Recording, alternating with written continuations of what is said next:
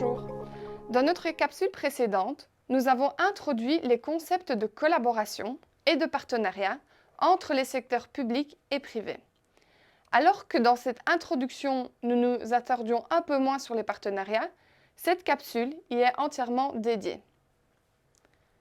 Pour rappel, les partenariats publics-privés, ou PPP, sont généralement des accords à moyen ou long terme entre les secteurs publics et privés, en vertu desquels certaines des obligations du secteur public sont assurées par le secteur privé.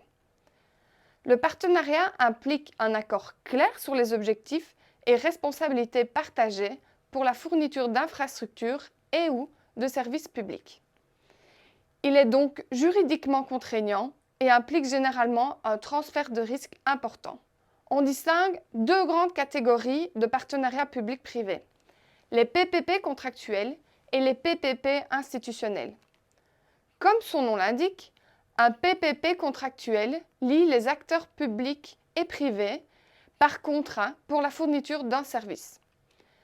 Le PPP institutionnel, quant à lui, implique la création d'une personne morale par les deux partenaires. Cela peut notamment prendre la forme d'une société d'économie mixte, aussi appelée coentreprise. Dans ce cas, le secteur public s'associe au secteur privé dans l'intention de fournir un service en mettant à profit le meilleur de chaque partie. L'entité conjointe a ainsi la responsabilité d'assurer la mise en œuvre du service au profit du citoyen. Pour choisir le type de partenariat qui convient le mieux, il est important de se poser deux grandes questions. La première consiste à se demander le type de relation que l'on souhaite développer. Un PPP contractuel est davantage hiérarchique qu'un PPP institutionnel qui crée généralement une relation d'égal à égal. Ensuite, il faut s'interroger sur les objectifs de ce PPP. Souhaite-t-on transférer une partie du risque ou souhaite-t-on atteindre un objectif commun ? Notons que ces deux types de partenariats ne sont pas mutuellement exclusifs. Il est parfois d'ailleurs recommandé de les combiner si cela est pertinent. Comme le montrent les cases foncées sur ce schéma, il existe une panoplie d'options de PPP contractuels. Cependant, il est aussi important de rappeler ce qui n'est pas un PPP pour éviter les confusions. Dans le cas d'une prestation directe, l'autorité publique se charge de tous les aspects de la prestation du service, donc il n'y a pas ou quasi pas d'intervention de la part du prestataire privé. Dans le cas d'un contrat de travaux et de services, les autorités publiques sous-traitent une tâche précise à un prestataire privé au travers d'un marché public. Cependant, on ne parle pas de partenariat puisqu'il s'agit purement d'une relation hiérarchique sans transfert de risque et de responsabilité de la part du secteur public vers le secteur privé.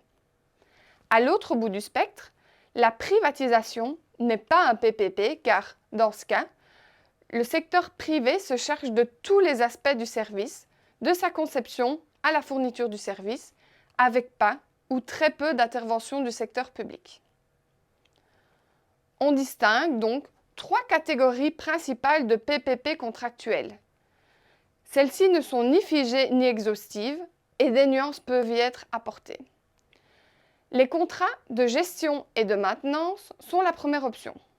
Dans ce cas, les opérateurs privés sont en charge de la gestion et de la maintenance de biens et services communaux selon un niveau de service convenu avec des obligations spécifiques. Ce type de contrat permet d'intégrer les compétences du secteur privé dans la conception et la fourniture des biens et services. Ces contrats couvrent généralement une courte période, c'est-à-dire entre 2 et 5 ans, pendant laquelle l'entreprise privée reçoit une somme d'argent des autorités publiques pour développer, maintenir et gérer certains biens et/ou services publics. Pendant le temps du contrat, les autorités publiques restent propriétaires de l'infrastructure. Le secteur privé assume généralement des responsabilités spécifiques liées à un bien ou service, mais n'assume pas de risque commercial. La deuxième option est celle de la concession d'exploitation. Dans ce cas, un opérateur privé est responsable de l'exploitation et de la maintenance d'une infrastructure existante et des services qui s'y rapportent. La concession dure généralement entre 8 et 15 ans. La plupart du temps, l'autorité publique est responsable du financement et de la gestion des investissements. L'opérateur ne reçoit pas une rémunération fixe de la part de l'autorité publique, mais facture une redevance d'opérateur au consommateur. L'infrastructure appartient quant à elle toujours aux autorités publiques. Dans ce cas de figure, l'autorité publique conserve aussi la responsabilité de l'investissement initial et supporte donc les risques qui y sont liés. Les risques opérationnels et les coûts dus à la maintenance et au remplacement sont pour leur part transférés à l'opérateur privé. Ce dernier prend donc un risque sur le recouvrement des factures et sur les recettes relatives aux coûts d'exploitation. Les concessions de travaux et d'exploitation constituent la troisième et dernière catégorie. Ce type de concession est un octroi de droits, de terres ou de biens par une autorité publique à un opérateur privé. Durant une période déterminée, une société privée prend en charge les investissements initiaux, les frais d'exploitation et d'entretien d'un bien consommable ou d'un service, ainsi que les investissements qui y sont liés. La durée est généralement de 25 à 30 ans. Cette forme est souvent utilisée pour des travaux de grande envergure dont l'autorité publique ne peut ou ne veut assurer l'exploitation. Elle peut également être combinée à un PPP institutionnel. En Belgique, ils sont utilisés à moindre fréquence que les contrats de gestion et de maintenance. Comme pour les autres catégories, les biens appartiennent toujours aux autorités publiques. Les droits relatifs à ces biens sont transférés aux exploitants privés durant la concession. C'est à ces derniers d'assumer la plupart des risques. Maintenant que nous avons passé en revue les principaux types de partenariats contractuels, intéressons-nous aux PPP institutionnels. Comme leur nom l'indique, les PPP institutionnels impliquent la création d'une personne morale par les deux partenaires. Cela peut notamment prendre la forme d'une société d'économie mixte, aussi appelée coentreprise. Celle-ci peut être définie comme une société d'exploitation détenue par une autorité publique et une société privée. Le secteur public s'associe au secteur privé dans l'intention de fournir conjointement un service en mettant à profit le meilleur de chaque partie. L'entité conjointe a ainsi la responsabilité d'assurer la mise en œuvre du service au profit du citoyen. Les raisons pour lesquelles les autorités publiques créent un PPP institutionnel sont nombreuses. On citera par exemple le besoin de démontrer leur intérêt continu dans les projets qui nécessitent d'importantes contributions financières de la part du secteur privé.